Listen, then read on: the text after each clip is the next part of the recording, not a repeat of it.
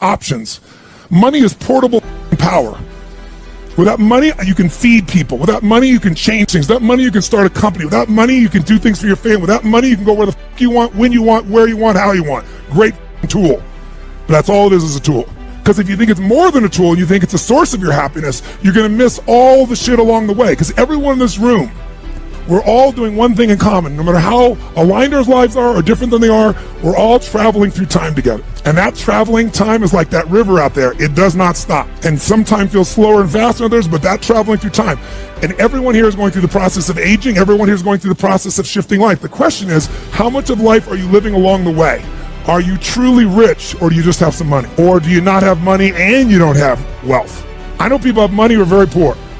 I know people have lots of money that are very rich. The difference is how they are in their relationships, how they are in their sense of spirit, how they are in capturing the moments. So you have to decide right now to be rich, not when you get to a certain number. You got to decide right now, I'm a wealthy mother, or whatever appropriate language would be for you. But when you operate from you're already beyond, you're not trying to get beyond the scarcity. If you're always operating in scarcity, I got to try to get somewhere, that's bullshit. I'm here, and there's the mountain I'm taking next. That's very different than I'm going to try to get to that place when I can finally be enough, certain enough, happy enough, free enough, excited enough. And the truth is, when most of the things you get to where they are, it's nothing like you thought it was going to be. Who's achieved some huge goal? You got it, you're excited, and then for how long? Who can think of a goal that you just pushed for, you got it, and you really were excited about it? How long did that feeling last for that situation? How long? A minute? Seconds? A month? Who can remember something that you really were excited about, and within 6 months to a year max, you were taking it for granted? That's the way the human brain works. That's the way the mind works. The heart doesn't work that way. The heart, when it's there, it doesn't forget. It's one thing that's going to make you wealthy. It's turning your expectation into appreciation. That's the day you become wealthy. The day you trade expectation for appreciation is the day you become wealthy. Because as long as you're expecting things, you're going to be disappointed. You're expecting people to be a certain way. They're not going to be. If the only time you're happy is when they all act and behave a certain way, you're not going to be happy very much. Or if you're happy, it'll be for a short period of time. You expect your spouse to be a certain way. You expect your kids to be a certain way. You expect your coworkers to be a certain way. You expect yourself to be a certain way. How about appreciation? That's the game. If you can appreciate the littlest things, you got gifts that nobody else has. The first place to be wealthy is psychologically, emotionally, and spiritually. And that place has to get regular deposits. And that means, just like some of you meditate, you need a daily discipline of magic moments, and you got to learn to capture the little ones. And that muscle's got to be built. So what's your daily practice? You can call it whatever you want. We'll call it here magic moments. Every day I want you to capture at least 2 to 3 magic moments minimum. It could have been a conversation with a friend. It could have been a moment when an insight happened. It could have been a moment on the mountain. It could have been a little insight or distinction that you got that changed it. But you don't just capture it and write it down. You want to feel it and realize its value. You want to feel it like it's grace, like it's a gift that's been given to you. And what you're doing is appreciating that gift. But like when people say money doesn't matter, they don't know where to shop. And what I mean is they don't know what to shop for and who to shop for, because all the research shows something interesting. If you make twice as much money, you're making $25,000 a year and you make 50, people think it'll double their level of enjoyment of life or happiness. And on average, it improves 9%. It's just mind-boggling. There's the initial excitement, and it's 9% better statistically. Lots of studies have shown once you make $75,000 a year, making more money you like, but it doesn't truly change your happiness in a sustainable way once you make basically a middle-class salary. People make more, might argue about that with them, but that's what the studies show.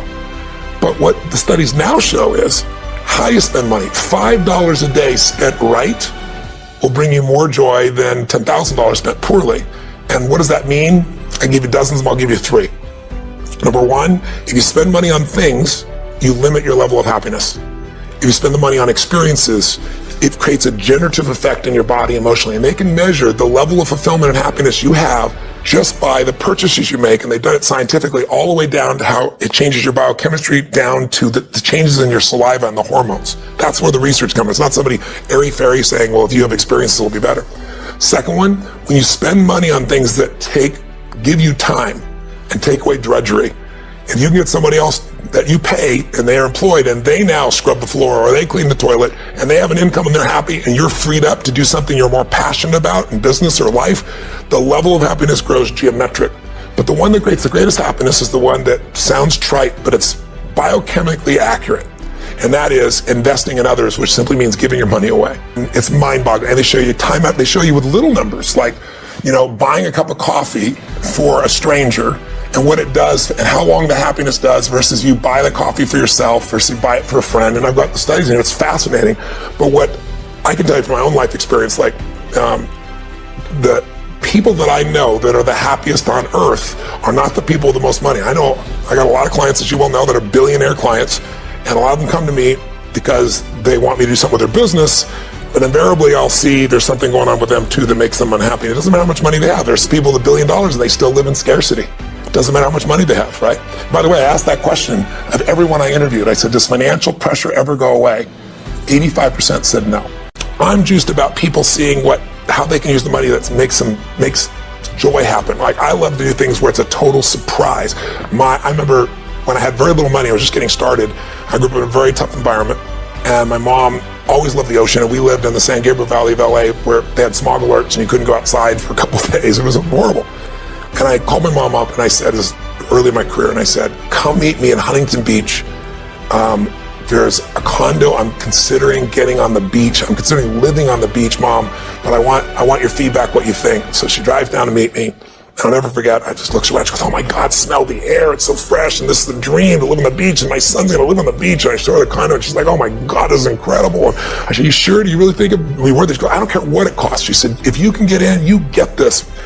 And I said, you feel that strong? And she said, yeah. And then I said, it's yours. You don't get that by buying something for yourself. Yeah. You don't get that by, earning a bunch of money. It's beautiful to have those choices.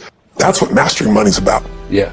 You either master it or it masters you, baby. Yeah. And if you master it, you can learn, grow, and you can give. And money isn't everything, because you have a lot of money and still be a selfish bastard. I mean, money just makes you more of what you are. If you're really selfish, you got more to be selfish with. If you're really giving, you can have more that you can give with. And so I feel privileged at this stage in my life to have found a way to do what I love, which is to light people up and bring them breakthroughs and bring them answers in their body, their emotions, their relationships, all these areas, but also in their financial area as well. And when you're able to do it in all those areas, life's pretty cool. If you just do it in the money area, it's not enough. I mean, richest man in the graveyard is not going to do any good. I can remember I know the day I became wealthy, because I was thinking towards the end of the book, what was the day that I became a wealthy man? And I was broke. I was living in Venice, not Venice, Italy, Venice, LA, in this 400 square foot bachelor apartment. I was feeling sorry for myself. I was mad at the world. I was mad at a friend of mine that I loaned, $1,000 to, and he didn't pay me back, and he wouldn't return my phone calls because I was broke. I mean, I was down to, 23, $24, something like that, some change. No prospects. I'm like, how am I going to eat? How am I going to survive? I'm going to pay my rent. I was already behind my rent by 30 days. And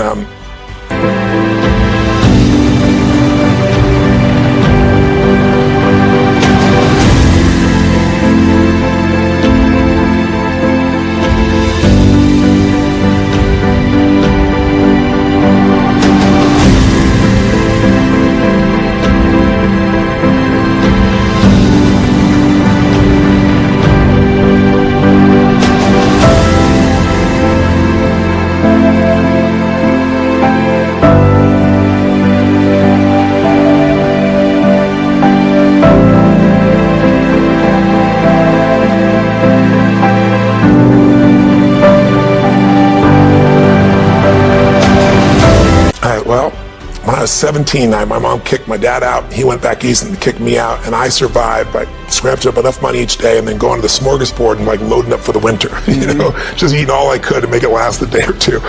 And I thought, okay, that's what I'm going to do. And I walked, because I didn't want to take my car and the gas or pay for parking. Didn't have that kind of money. And I walked 3 or 4 miles from Venice to this place in Marina del Rey. It's still there. And it's called El Torito. It's this little Mexican restaurant that's on the water where all the, the amazing yachts are. And I thought, I'm going to go there and I'm going to absorb this abundance environment because I'm so scarce. And I'm going to eat all I can possibly eat, for $5.95. And I went in and I loaded up for winter and I ate all the stuff. And I'm looking out there and it was a beautiful day and it was gorgeous. And so I got up to go pay. And as I got to go pay, in the front door walks this little boy, probably 8 years old, and 7, 8 years old.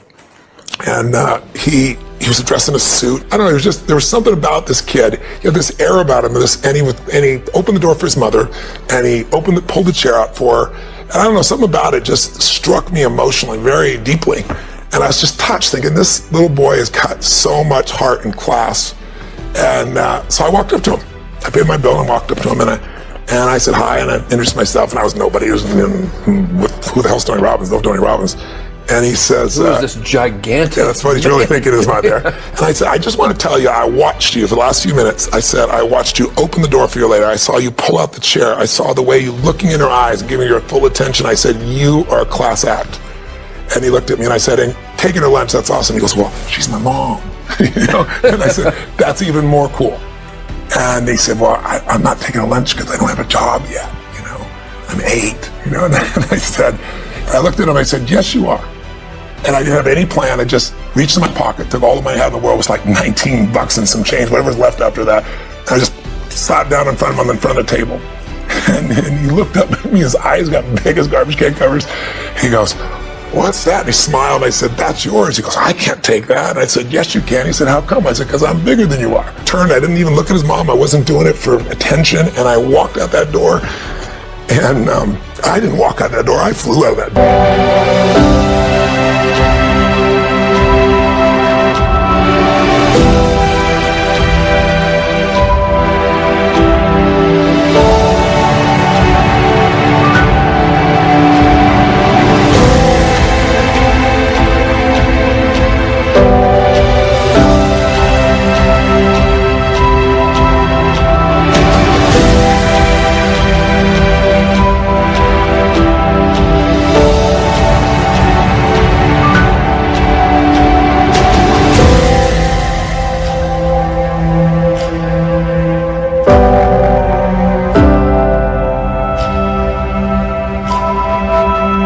Man, I had no car, walking home, I just felt like so alive. I felt so free. And I should have been scared shitless. I got no money. I don't know where I'm going to feed myself. You gave away last minute. There wasn't an ounce of fear in me. It was like in that moment, scarcity died. It just died. It was out of my life.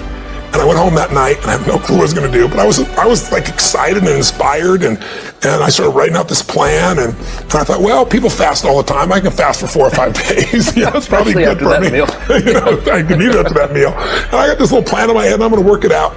And I woke up the next morning, and I had no fear in me, and I'm going to go work my plan. And the old snail mail arrived, and there I get this old envelope in the old days, right? Tear the thing open, and it's a check from the guy who wouldn't even return my phone call for more than $1,000, either some interest in, and $1,200 in those days would cover my butt for 2 weeks to a month, right? It was like, and I started to cry, and I'll never forget. I was thinking to myself, what does this mean? And I decided that meant that I was being rewarded for doing what's right.